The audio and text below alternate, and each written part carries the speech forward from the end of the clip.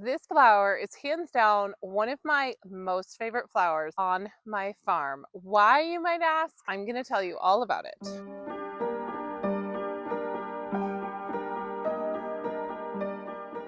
I'm Ruth Ann, and after 6 years of growing yarrow, I am still more in love with it today than I was before. In fact, every year I think, this is my favorite flower. I could grow a whole entire farm of this. I love yarrow. You might ask, why do I love it? Well, last year alone, it ranked fifth in all of my sales. So it was the number 5 flower sold on my farm. I sold over 1,500 stems of it in 2024. This year I'm selling lots of it as well. Yarrow comes in all kinds of different varieties. It's very diverse. You can grow all different colors of it. I am continuing to add to my range of colors. So that's fun. This year, actually, this one behind me, this purple is new. It's called New Vintage Violet, and it's a little actually bloomed out, so it doesn't look as vibrant as it did, but it was a fantastic addition to my yarrow collection, so I'm rather excited about that. I think yarrow is so beautiful. It's such an unsung hero of a farm, in my opinion. A lot of people think it's like wildflower looking and they don't want to grow it or sell it because it looks like wildflowery, and I just don't agree with that. I think it's such a staple on a farm, and a flower farm is such a staple on my flower farm. It's funny because I walked into a shop a week or two ago with actually this variety, the New Vintage Violet, and I had a whole bucket of it, like, I don't know, 10 or 12 bunches, something like that. And the shop that I delivered to has a bakery, and so there were people sitting in the bakery eating, and this one woman commented like, wow, that is such a beautiful flower. What is that? And so I told her it was yarrow, and she was like, oh, isn't that a wildflower? And I just kind of chuckle when people say that, because you're kind of like, well, what do you mean by a wildflower? I just said, well, there is native yarrow, but this isn't. This is a variety that I've cultivated and grown from seed on my farm. So I don't know if people think like wildflower means I just like go collect it somewhere or something, which even if you do, good for you. If you know what you're doing and you can forage yarrow, all the more power to you. There's two reasons why I love it. One is because it sells and it's very profitable, because it's very easy and I sell a lot of it. Like I said, it was my number 5 in sales last year. And two, because it's easy to grow and maintain. Those two things together actually make it to be a very profitable crop. Like I did mention that it is native and there is a native variety, but I believe the only native color is white. So the only color that you'll see in, naturally in the wild is white yarrow, which we were just camping north up by Sleeping Bear Dunes in Michigan. And we actually had white yarrow blooming on the edge of our campsite. So I was like, oh, look, the yarrow's here. I do know that florists love yarrow. I mean, just this week, I sold 15 bunches to a wedding and event florist. Last year, I had a wedding florist that wanted 50 bunches of yarrow for a wedding. I mean, that is a lot of yarrow. It really does sell because it's a very important flower. It's a very important element to a florist. They need these filler flowers. I was listening to something from Ellen Frost from Local Color Flowers. She's a florist in Baltimore that only uses local flowers in her designs. And she's a member of the AFCFG and does a lot of teaching there. But she was saying that one of the big missing elements to florists is filler flowers, because everybody wants to grow the really glamorous, beautiful flowers like dahlias or lisianthus or, something super cool like that. But flower farmers are not growing enough filler flowers, or at least according to Ellen Frost. And it is true. A wedding and event florist will need dahlias, but they're going to need a lot of a filler flower like yarrow is one of those filler flowers. And the reason is because they can't fill their designs with, super expensive flowers. They need these filler flowers, but they also take an important role in the design of filling in and bulking out designs and adding texture and elements and all the other things to a design. So these really have a very critical role. Even if you're making your own bouquets, they also play that same vital role in creating bouquets. When I used to make bouquets, yarrow, I was just so excited when yarrow was in bloom because it fills up so much space in a bouquet. So it's just a really, really helpful flower.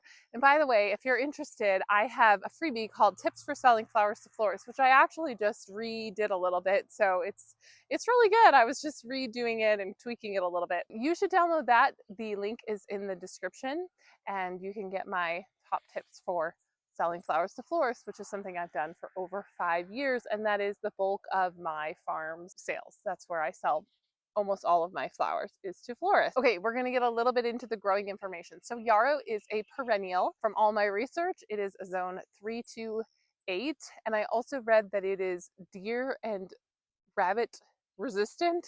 I don't deal with a lot of deer pressure, but I always get that question. And so as I was looking up some things about the cultivar of yarrow, I did see that. So I can't personally say that I've tested that, but that is what it said. Yarrow takes full sun. It also attracts pollinators. I mean, if you look at a bed of yarrow, you will see it full of pollinators and beneficial insects like green lacewings I've seen. I did release green lacewing eggs that I ordered through Arbico as beneficial insects, and I see them in the yarrow as matured now. There's all kinds of other great beneficial insects in the yarrow, so that's really great. I don't find it have very many pests in it. I have seen aphids in it one time, but it doesn't seem like it has a lot of pest issues in my experience. It's drought tolerant once established. You can net it. I don't. It gets really tall. Certain varieties do. They're like over 3 feet tall. I don't net it, but I also have clay soil, and so I don't need to net things as much as other people have, and I do lose some of it. There is some toppling over there, but most of it is usable even if it is toppled over. And it's such a tangly mess to net it. I have net it in the past. It's just so much easier to not net it. So I don't net it, but you could maybe corral it or something that would probably help it, but I don't do any of that. It does spread. It reseeds and it spreads via its roots. Be a little careful looking at all the places that it is on my farm, like kind of randomly. It's like all over the place. And it's way over there and it's over here. I actually don't think that's necessarily a bad thing. I cut it and I leave it if possible, but I do pull it also. Yarrow for me, I consider it a short-lived perennial, and I tested this. So in year 1, it's really pretty good, but in year 2 and in year 3, yarrow is incredible. Tall, vigorous, full of blooms, big bloom head, beautiful, and I just couldn't bear to turn it under after 3 years, so I let it go a year.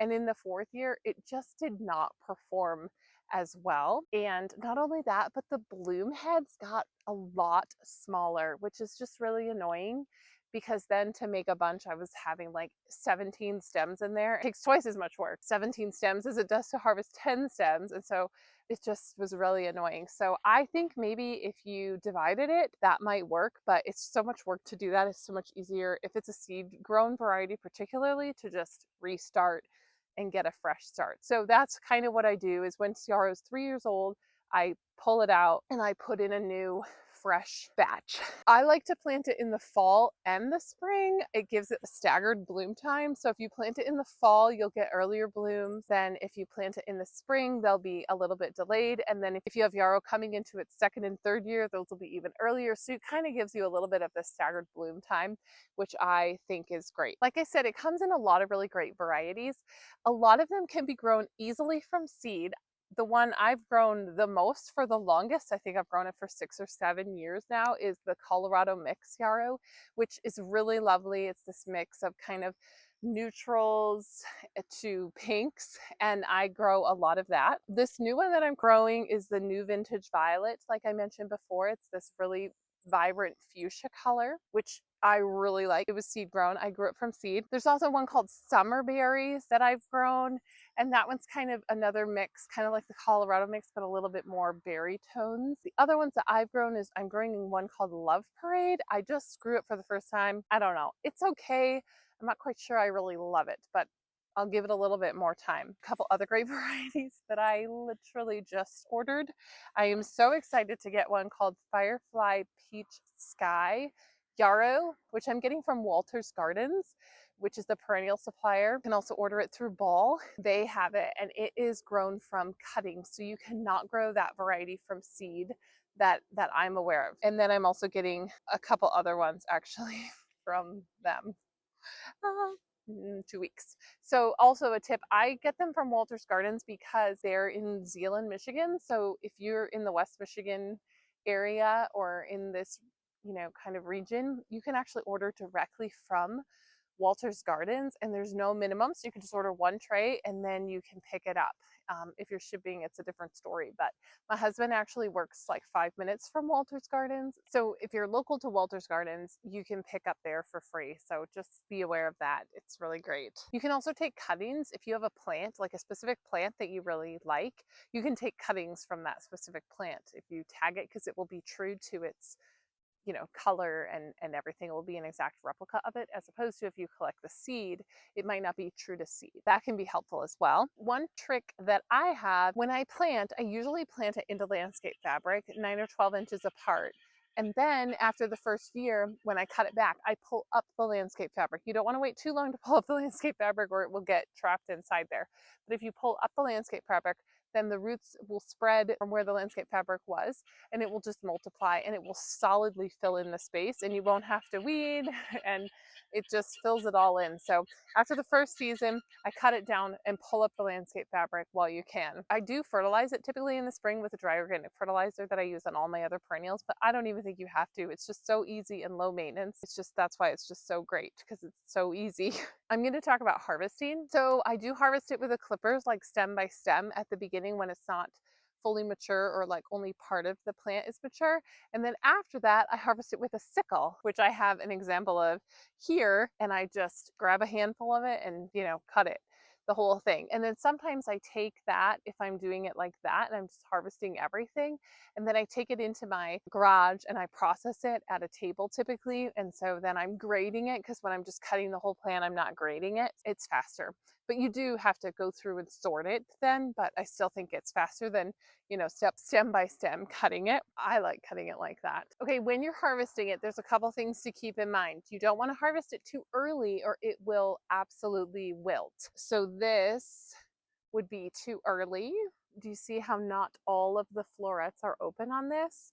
So this one's a little too early. This is actually pretty close. And then this one to me is too late. Do you see how it's like almost looks like it's going to seed, or kind of like drying and going brown? This would be the right color and harvest stage for this one, but obviously that's the only thing like that on this bloom.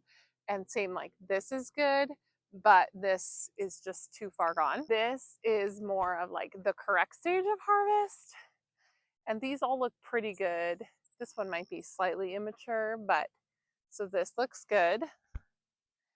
And then this one, what I wanted to show you on here is, see, this is immature, but the rest of it isn't. So you could harvest this if you just pull that off, and then, it won't wilt. You do want to put them right into water, and I use the Chrysal #2 holding solution. Tip about Yarrow is, I've heard it's actually better to harvest it later in the day. Something with the sugars and the heat, like it actually helps it to be harvested later in the day. So I typically harvest Yarrow as one of my last crops for harvesting. Like I said, Yarrow is one of my most favorite filler flowers, one of my most favorite flowers that I grow on my farm. Even my regular florist shops take 3 to 6 bunches per week for their shops, particularly if like they want, 2 of this color and 2 of that color and 2 of this color, and they just really, really love it. One thing that I've started doing this year is trying to more isolate my colors within my Colorado mix. I never used to do that, but I talked with some of my florists and they seem to really like, I would really like the pale yellow, or I really want the neutral, so kind of like the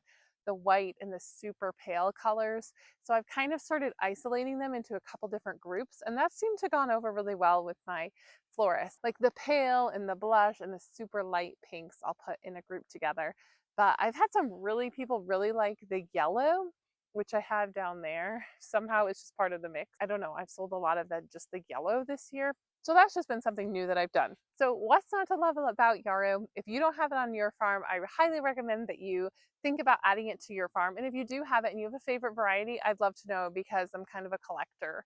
So let me know what your favorites are. Oh, I did forget to say that you need to watch out for short Yarrows. So Yarrow comes in short varieties as well. I actually bought a terracotta color Yarrow. I don't remember if that's the exact name of it, but I actually bought it from Farmer Bailey. And it was marketed to be 18 to 20 inches tall, like tall enough for cutting. And it actually wasn't, so I was super disappointed. I even contacted them and was like, hey, this is super short. Is it gonna lengthen, and they were like, oh yeah, like the second flush will be taller. No, I mean it's like 8 inches tall, 8 to 10 inches tall. So I actually let it overwinter thinking, well, maybe if I let it go into a second year it'll be taller. No, same thing, 8 to 10 inches tall. So that yarrow is leaving the farm. I still have to pull it out. Anyway, even if it's marketed as being tall, it might not be. But just be aware there are short landscape variety yarrow. So just when you're buying yarrow, make sure you're buying, 18 to 24, 30, 36. There's plenty of tall varieties out there. Don't get the short ones. Anyway, I'd love to know your favorite varieties if you have them. If you enjoyed this video, I highly recommend that you check out my video called The 6 Woody Shrubs That I Grew in 2022 and How They're Doing. And I go through the 6 first woody shrubs that I bought in 2022 and how they performed over the next 2 years. It's a really great video if you want an introduction to woody shrubs. There's a couple other videos actually about woodies, and it's like a little free mini series about woodies. So you should check that out, and I'll see you in the next video.